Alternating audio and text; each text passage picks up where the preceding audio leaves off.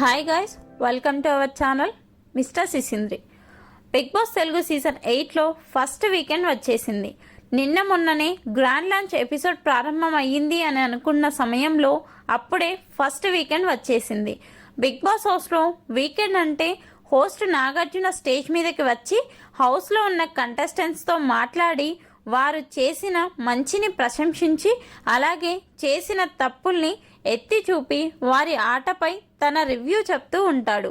ఇక ఈరోజు big boss stage మీదకి వచ్చిన నాగార్జున నైనికాతో మాట్లాడుతూ నీ ఆట అద్భుతం, చూడటానికి చిన్న పిల్లలా ఉన్నప్పటికీ ఆటలో మాత్రం నువ్వు చిచ్చర పిడుగే అంటూ ప్రశంసించాడు.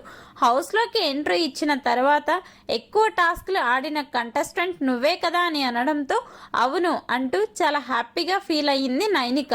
ముఖ్యంగా తాడు పట్టుకుని ఉండే టాస్క్లో అందరూ దిగిపోతుంటే కింద పడకుండా ఉండటానికి తాడుని గట్టిగా కాళ్ళతో లాక్ చేసి పట్టుకున్నావు చూడు, ఆ ఐడియా రావడం మాత్రం సూపర్బ్ నైనిక. ఆ ఐడియా నీకు వచ్చింది కాబట్టే నువ్వు చీఫ్ అయ్యావు. అలాగే నామినేషన్స్లో నువ్వు వ్యవహరించిన తీరు చాలా బాగుంది. హౌస్మేట్స్ నామినేషన్ చేసిన తర్వాత చాలా క్లియర్గా రీజన్ చెప్పి ఎవరిని నామినేట్ చేయాలో వారినే చేశావు. అలాగే నీ క్లాన్ను కూడా మంచిగా రెడీ చేసుకున్నావు, కానీ అదృష్టం కలిసి రాలేదు కాబట్టి చివరి టాస్క్లో గెలవలేకపోయావు.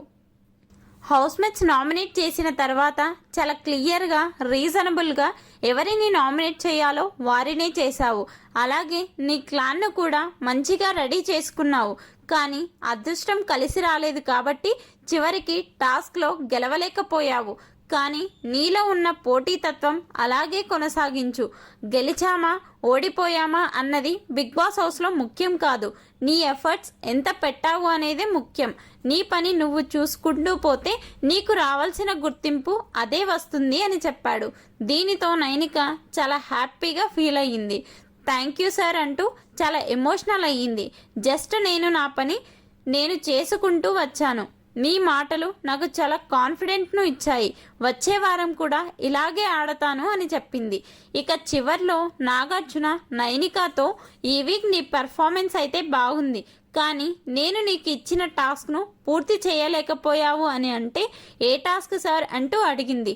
దీనితో ఇంట్లోకి వెళ్ళిన తర్వాత 3 రోజుల్లో కనీసం 4 అబ్బాయిలతో సూపర్గా ఉన్నావు నైనిక అని అనిపించుకోవాలి అని చెప్పాను కదా అంటే అవును సార్ మర్చిపోయా అంటూ చెప్పడంతో అందరూ నవ్వుకున్నారు.